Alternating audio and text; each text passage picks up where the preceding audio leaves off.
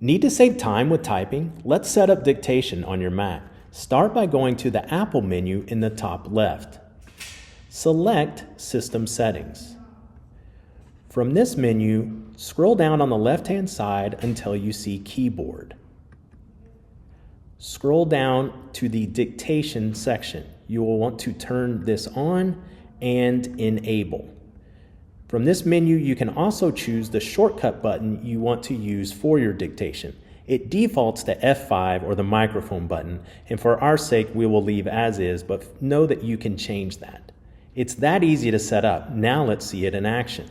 I'm going to start with an email. Here's my email. I will press F5 to begin. Hello friend, exclamation mark. I'm writing this email to tell you how cool dictation is, exclamation mark. You then push F5 to end the dictation. It works in emails as well as any document. Again, I press F5. See how cool that is, exclamation mark.